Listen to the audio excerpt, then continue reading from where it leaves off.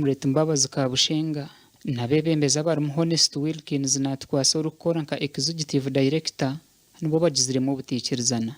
Dr. Kabushenga kabatura naye bembere itendekerere kwiho mwaka gw'2024 burutandika okusiyo kwa mukago mwako guhira ubw'abajungwa barukorita musente bamushaba ngo ahumuri. The constitution will show you that the board of trustees was invited by the chairperson, who is Colonel Kazile. I was an attendant. I am now a director. I did for a while employ this young man as a director, but now we removed him. I'm back on as a director. I'm the founding chancellor. But as a founder, I will be founding chancellor for 10 years up to 2026. Nekigamba ngo mwako guhwire Kabushenga kahakaniso kuhumura kwe kandi yayirangirira kwakira umukuru w'itendekereryo nukwe kwijana abantu ahitendekerere bari kwenda kuzubira beje babire nibaza kuhumuruka futaho mu itendekero ndiyo rumwe.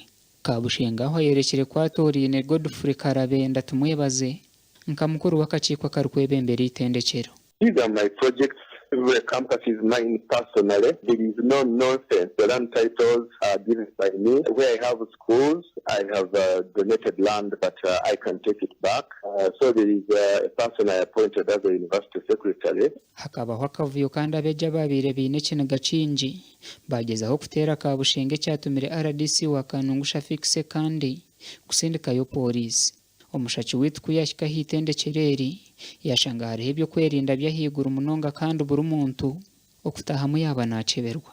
Security kuba ahamwanya tigujye mu rundi rwo kubanza kujyana security yijira kandi universities nyingi nabwo nimukunda kureba security ziriya security ne kuma busingi ninyenda kweshengereza abantu mwena kucira munonga abantu ba Kanungu okugira mu manyango ya university ne yanyu nk'abanyakanungu tiyo muntu buntu mwije tujigwanirire tujombeke hamwe twatanise edini zona enganda zona rero university yitegende mu misho. You see, legally if you did not appoint me you cannot sack me, so those things can be there.